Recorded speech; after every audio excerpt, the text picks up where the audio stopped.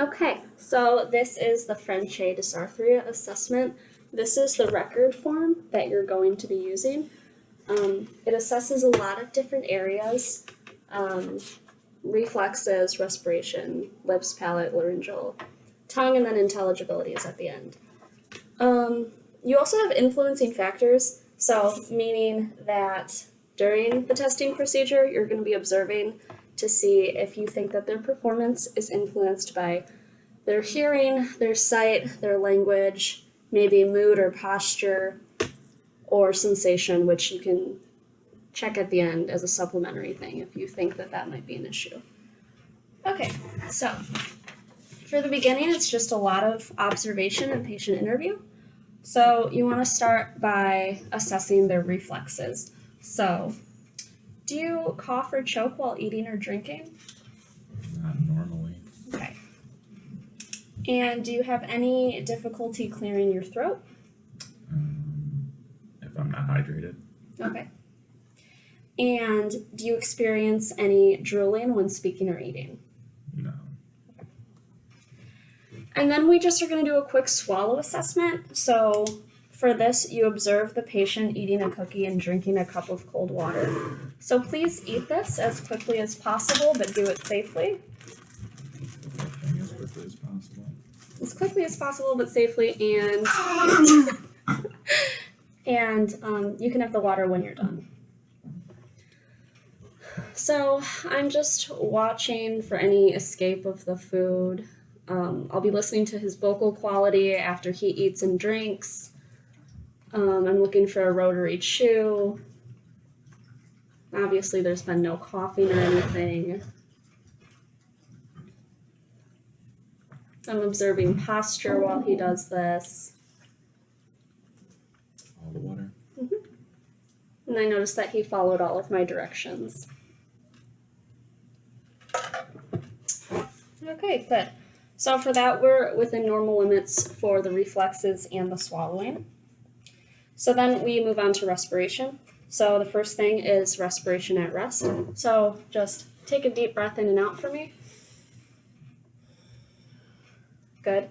And then we want to look at respiration during speech. So I want you to take a deep breath, and then on one exhale, I want you to count to 20. 1, 2, 3, 4, 5, 6, 7, 8, 9, 10, 11, 12, 13, 14, 15, 16, 17, 18, 19, 20. Good job.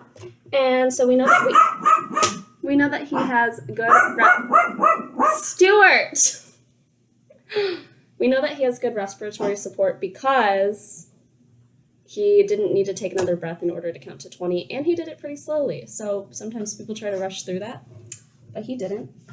Okay, so reflexes, swallow, and respiration look good. So now we're going to look at the lips. So this is just asking your patient to do a few facial movements. So big smile for me with teeth, good. And then I want you to blow air into your cheeks and hold it for 15 seconds. Okay, and so after 15 seconds, that means that he has a good seal because there was no escaping of the air. And then I want you to say as clearly as possible 10 times.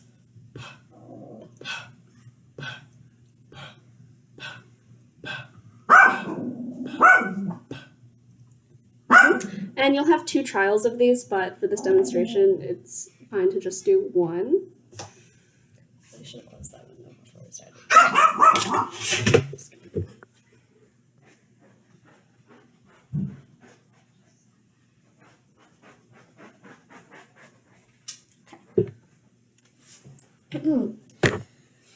And then we're looking at the lateralization of the lips and alternation. So say ooh, ee 10 times. Ooh, ee, ooh, ee, ooh, ee, ooh, ee. Good.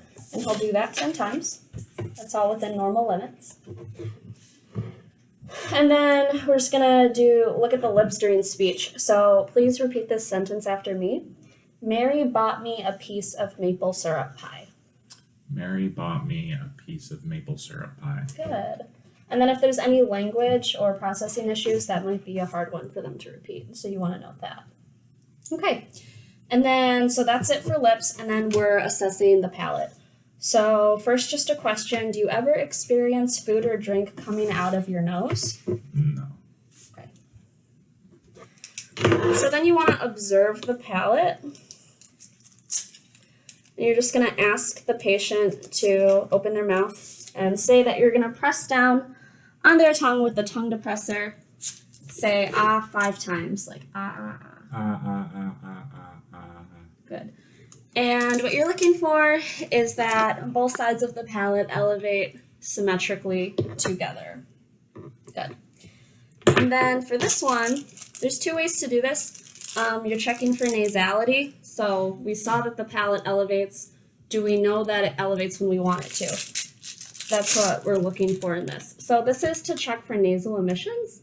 You can either put your finger on the bridge of their nose to check for nasal emission, or you can use a laryngeal mirror under their nostrils. So just tell the patient, I want you to say, may pay. And for the M, you want there to be a nasal emission, but for the P, you don't. So just say, may pay. May pay. Good. And then the mirror fogs up. So you would do that, and then you would also do that with nay bay. Okay. Good. So the palate is good, and then we're looking at laryngeal stuff. So the first thing is maximum phonation time. So I want you to take a deep breath, and I want you to hold ah for as long as possible.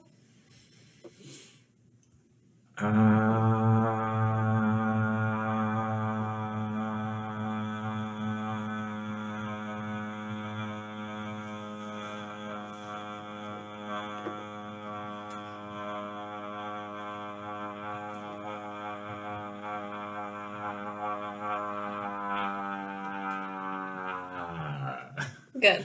So that was 22 seconds. That's good. We want to see, usually we're looking for at least 16 to 20 seconds, so that's good. It changes with age and gender, though, so keep that in mind. And then pitch. You just want to see that the larynx can actually change the pitch that the person is producing. So you want them to sing a scale, and the only guideline for this is that it has at least 6 different octaves.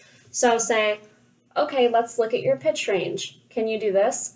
Ah.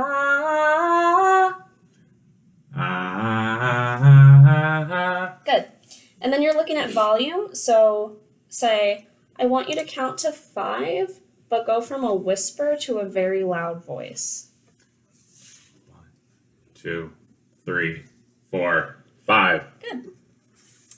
Okay, and then we're on to assessing the tongue. So tongue during protrusion, stick your tongue in then out. And you'll want them to do that 5 times. Good.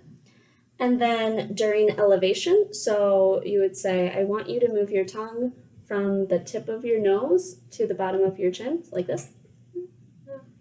Good. Yep, and that's elevation. And then lateralization, move your tongue from side to side as quickly as possible. It looks like this. Good. Yep, and you're looking at speed and range of motion for that, as well as the ability to motor plan those movements. And then you also want alternating movements. So say kala. Kala. Now as fast as you can, repeat it. Kala, kala, kala. Kala, kala, kala, kala. Good. And then you're going to look at the tongue during speech. So we have a specific sentence that we like to use for this. Please repeat after me. Kenneth's dog took 10 tiny ducks today. Kenneth's dog took 10 tiny ducks today. Good. So everything with the tongue was within normal limits. And then you're moving on to your last part of the assessment, which is intelligibility. So there are hundreds of words for this assessment that are randomized that you will choose. You take your word cards first, and you want to put them all face down on the table. And there should be 12 of them. And the first 2 are just for practice, so inform the patient to flip over the card and say the word. Go ahead and pick a card. Thumb. Good. Now Now flip over another one. Hospital. Good. So then for the next 10 cards, I'm going to ask you to flip them over one by one and say them. And as the examiner, you're going to write down what you perceive the word to be. Because it's for intelligibility. Go ahead. Beautiful. Passenger. Humanity. Vote. People. Pet. Rubbish. Those. Flame. Big. Good. So that's for the single word portion, and then you're moving into sentence level, which is the same procedure, but it is with sentences. Again, these are randomized, so the clinician probably has more than likely never heard a patient say any of these sentences before, which helps with your intelligibility ratings. So the first two are for practice, just to make sure that the patient is doing it the right way. Go ahead. There's my dad. Let's go to the theater. Good. And then this is where I start scoring for intelligibility, and I'm not looking at the sentences. He's not my type. Who are they? It's trying to shine. Go to the vets. She looks sad. He ran a mile. Can you go to the shop? Enjoy your food. You have to pay. Go to bed. Good. And that is the end of the examination. This is what your score sheet might look like. Here's an example. I had no recommendations in the influencing factors because nothing led me to believe that his hearing, sight, or language would affect his performance on this test. And his rate of speech was normal.